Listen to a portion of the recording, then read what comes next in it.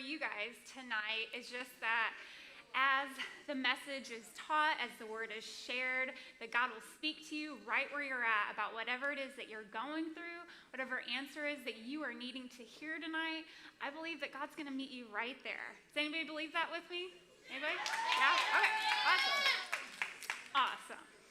Well, I'm curious to know, have you ever had the feeling when you were about to do something that you thought, I should not be doing this right now? Anybody ever have that feeling where you're about to do something, you're like, this does not seem right. Like, I don't think this is going to turn out well. Like, I should probably stop. Yeah.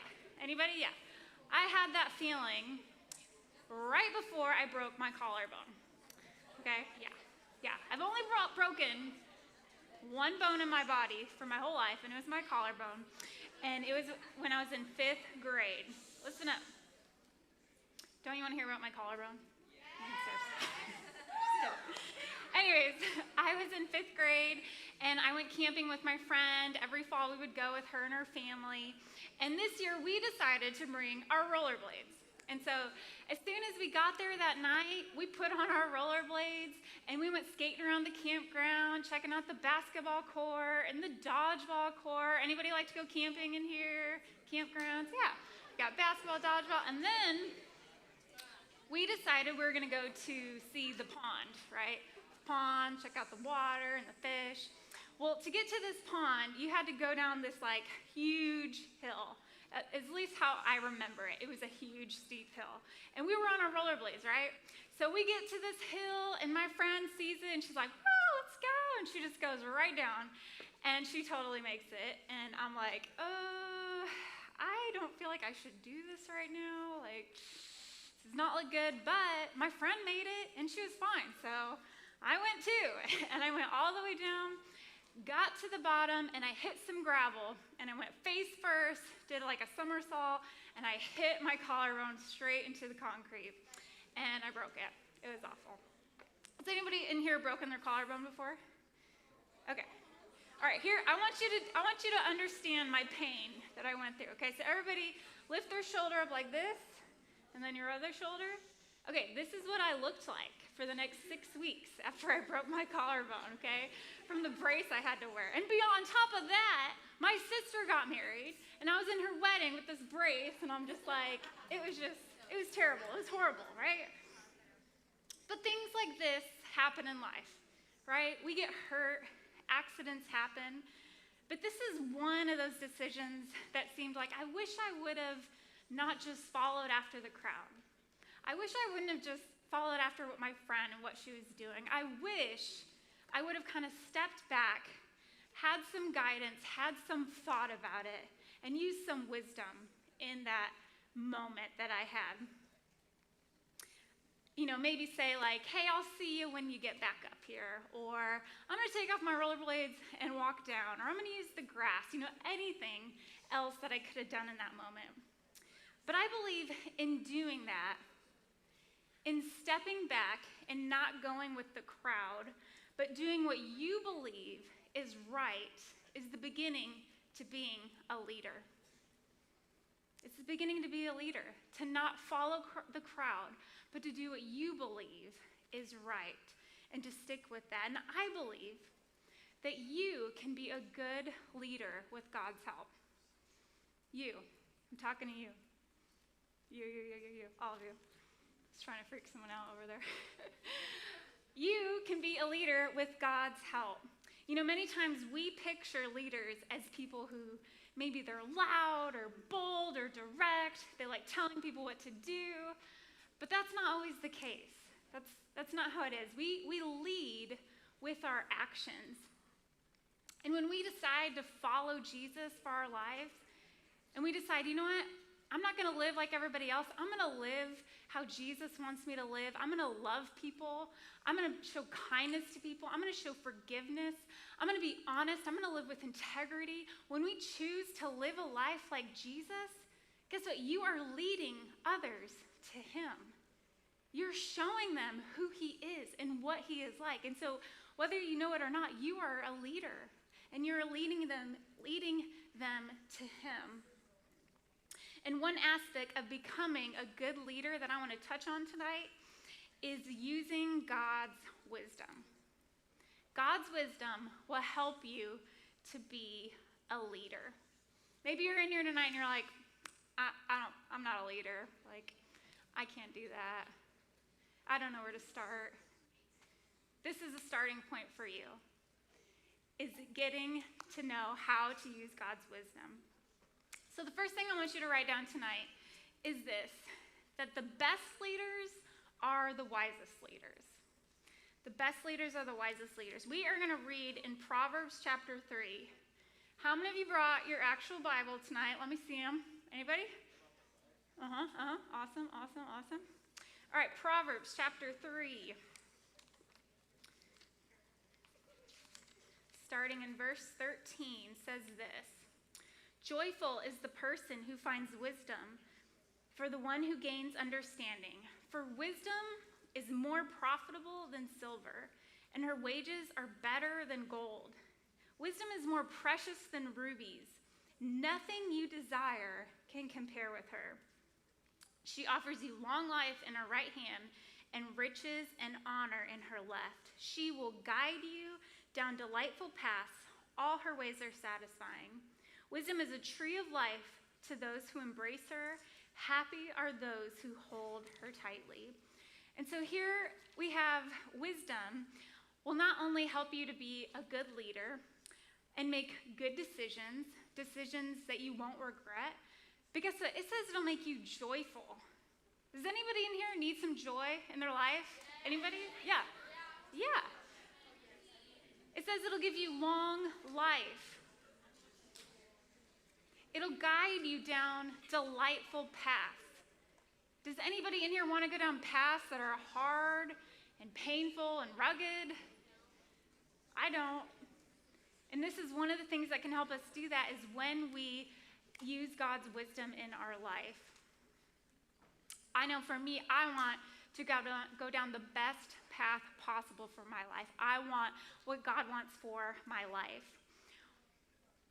And when we use God's wisdom, we can have those things. You can know what to do. You can have a feeling inside, okay, I know this is what I'm supposed to do. I know this is what I'm supposed to say. And so if we know these things about wisdom, how do we use God's wisdom? How do we get his wisdom? Well, the primary way to have God's insight in your life, it's not going to come from anything from a video game or Netflix or anything like that, but it's going to come right here from the Word of God. Right here from the Word of God. Everything that we need for this life, every direction, every insight, every piece of wisdom that we need to know how to make good decisions comes right here in the Bible. And so there's no way to download it to our brains or our hearts so we just have it, right? We actually, it takes time. It takes your time to where you turn off your phone, you turn off the TV, you go and you open up the Bible and you just start reading it and you start making it a part of your life. And you're going to realize man, I feel led. I feel like I do know what to do in this situation. I feel like I can go to God for help and he's going to help me to know what to do and what to say so that we can make choices that we won't later regret. In Psalm 19:8, it says this, "The commandments of the Lord are right, bringing joy to the heart. The commands of the Lord are clear, giving insight for living." It's going to give you insight on your everyday life. I know I want that. I need that. I know I can't live without it. And so we have to have that mindset that we need this so much in our lives. And so tonight, as we talk about wisdom, we're going to look at the life of King Solomon. Okay, he was a leader, and he was the king of Israel for a period of time. And we're going to read in 1 Kings chapter 3. Now, King Solomon was known in the Bible as the wisest king ever. Okay, the wisest king ever. So he is worth taking a look at, right? So in 1 Kings chapter 3, starting in we're going to start reading in verse 9, but here we have a conversation with Solomon and God. Okay, we're reading about their conversation they have, and God comes to him and he says, this is soon after he became king, and God said, "What do you want? Ask me for what you want, and I will give it to you." Can you imagine having God in front of you asking you that question? Think about it. What would you say? Let's see what King Solomon said. Starting in verse 9, he says, "Give me an understanding heart so that I can govern your people well and know the difference between right and wrong. For who himself is able to govern this great people of yours?"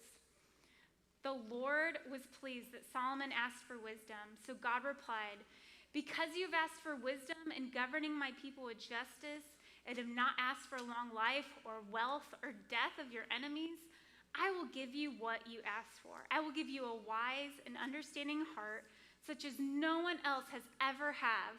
And I will also give you what you did not ask for, riches and fame. No other king in all the world will be compared to you for the rest of your life. And if you follow me and obey my decrees and my commands, as your father David did, I will give you a long life." So here, God comes to him. He says, "What do you want? Ask for anything, and I'll give it to you." And King Solomon asked for wisdom. He said, "Help me to know right from wrong. Help me to govern your people well." And so looking at this moment in his life, he's the wisest king. How did he get that wisdom from God? He asked for it. He asked him for it. We can ask for wisdom from God. In fact, we should ask for wisdom from God.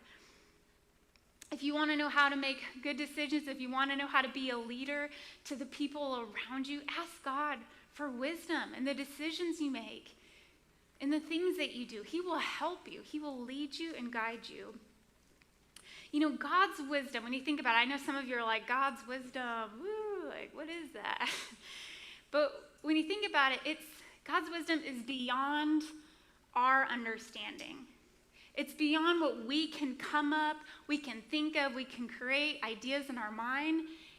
God, he knows our past, he knows our present, he knows our future. He knows if you make this decision, how it's going to affect your life, or this decision and how it's going to affect things. So he's got insight that we don't have. And so we can go to him and hear from him and have that wisdom from him. That is what his wisdom is.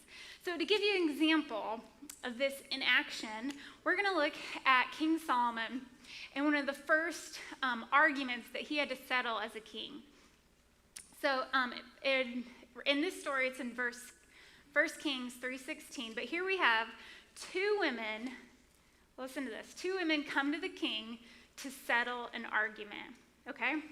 Now, these two women live in the house alone. One of them has a baby in the night. And then 3 days later, the other woman has a baby. And it's just them in the house with their babies. Now, one night, one of the babies died.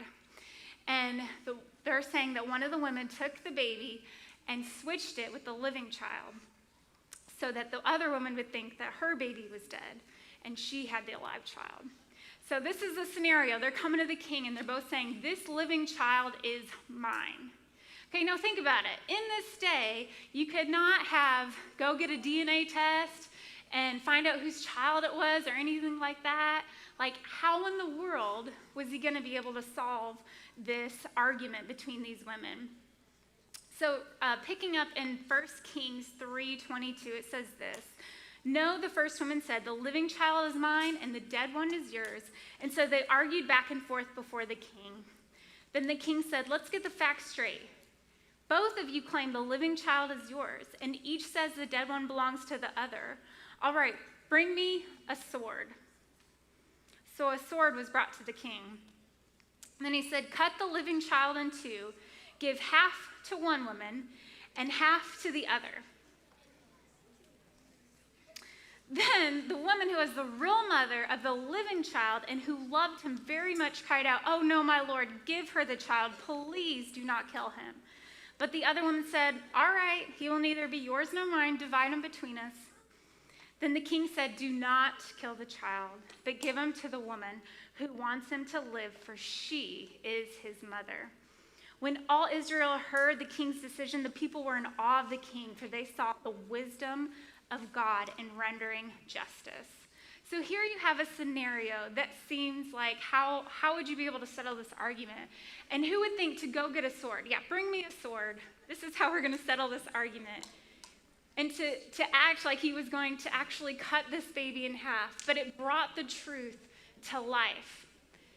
It was literally through God's wisdom that he was able to solve this problem, to solve this argument, and to bring who was the true mother. And so that's what God's wisdom can do for you. It can bring the truth to light.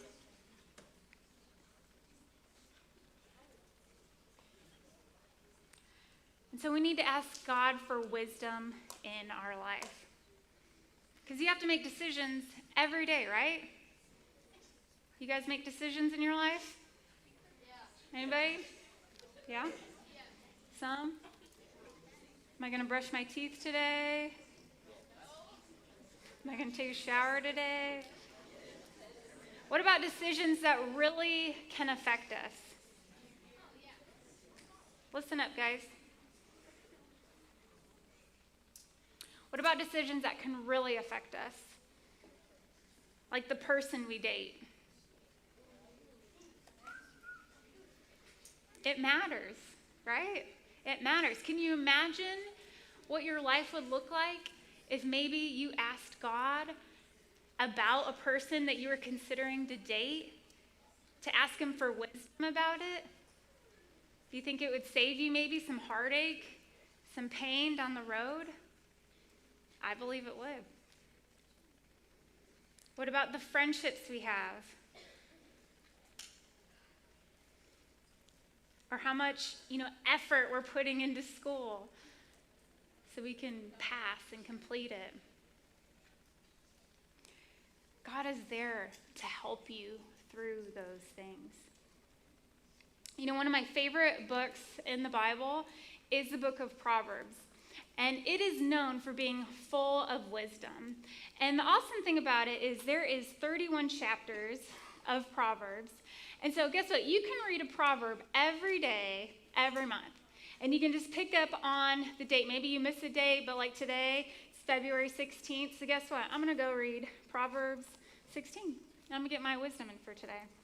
So there's so many ways that we can strive to ask God for wisdom and then read the word and get the wisdom as well. And so another wise leader that I want to look at in the Bible, maybe you've heard of him, maybe not, is Jesus. Okay, that's the second thing I want you to write down is Jesus is the wisest leader. He was the wisest leader and he is the wisest leader. And the awesome thing about his life is it's recorded in the Bible, right? We have actual full conversations of how he responded to people in moments, of how he handled different situations that came up. And so we can go into the Bible and read about how he lived his life. And we can live our lives just like he did. And we can be a wise leader like him. Jesus, he didn't go around just telling people what to do, right? He served them. He loved them. He prayed for them. And he had people coming after him, trying to trap him, trying to find a way to arrest him, trying to find a way to get him from preaching about the good news that he was sharing about. Do you ever feel like somebody's trying to trap you? They're trying to come after you, tell lies about you? Well, you can look and see how Jesus handled those moments. He faced the very same thing. We're going to read about an instant in John 8. In the book of John, chapter 8, starting in verse 1. Now here we have, this is a moment, again, where some religious leaders were trying to trap Jesus. They had caught a woman in the act of adultery. They caught a woman who was with another man beyond her husband. And in the law of that day, the law said that she was to be stoned. And so they brought her to Jesus in this moment, seeing what he would say. Was he going to follow this law, or was he going to do this new forgiveness that he was preaching and teaching? And so in John chapter 8, verse 1, it says, Jesus returned to the Mount of Olives, but early the next morning, he was back again at the temple. A crowd soon gathered, and he sat down and taught them. As he was speaking, the teachers of religious law and the Pharisees brought a woman who had been caught in the act of adultery. They put her in front of the crowd. Teacher, they said to Jesus, this woman was caught in the act of adultery. The law of Moses says to stone her. What do you say? They were trying to trap him into saying something they could use against him. But Jesus stooped down and wrote in the dust with his finger. They kept demanding an answer, so he stood up again and said, all right, but let the one who has never sinned throw the first stone. Then he stooped down again and wrote in the dust. When the accusers heard this, they slipped away one by one, beginning with the oldest, until only Jesus was left in the middle of the crowd with the woman. Then Jesus stood up again and said to the woman, where are your accusers? Didn't even one of them condemn you? No, Lord, she said. And Jesus said, neither do I. Go and sin no more. And so here we see, they had set this, they wanted to trap him in his words, but Jesus knew the heart of God, and he had wisdom on how to handle this situation. He said, if any of you haven't sinned, you can throw a stone. But nobody could say that. Nobody could say that. He loved her and he forgave her through that. And it was just a picture of how wisdom can help you handle whatever situation you face, whatever situation you come across. You can know what to do. You can be led what to do. There are thousands of situations that Jesus faced, and he knew what to say. He knew what to do because of God. He was the wisest leader. And so my last point for tonight is to be a wise leader, lead like Jesus. To be a wise leader, lead like Jesus. You can be a leader when you live your life like Jesus did. And there's a couple of things that I want to point out that he did that you can do. You can start today doing. One of the things was Jesus, and this kind of blows my mind. Jesus had alone time with God. He had alone time with God. You think about it, Jesus was sent to the earth, and he had this mission. He was there for me and you to lay down his life for us. He was there to share the message, to preach about who he was, who God was. And he was only alive for 33 years. And his ministry only took place for 3 years. So you would think he would be trying to tell everybody he can, working as much as he can, saying as much as he can in that short period of time. But guess what? He still had to have alone time with God. If Jesus needed time to get alone with God, how much more do we? Because when he got alone with God, he was reminded, this is what I've called you to do. This is your purpose here on the earth. I love these people. This is what you're here to do. Every time he got alone with God, he was reminded of that. He was strengthened. He was encouraged. And we need that for our lives. We need to get alone with God. We need to hear from him. We need to hear from the word. We need to hear worship music and be encouraged and be reminded of who God has called you to be, about the purpose that he has for your life, because he has one for you. And you find it when you spend time with him. He shows you that. He reveals that to you. So he had alone time with God. The other thing is he was a servant. Jesus was a servant. Mark 10:45 says this, for even the Son of Man did not come to be served, but to serve, and to give his life as a ransom for many. Jesus literally gave up his life for you and for me. He served God and his purpose and what he was supposed to do because he loved us that much.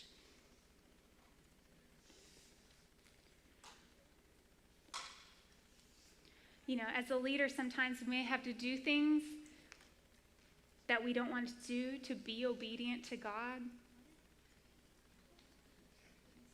to serve him and his purpose for our life.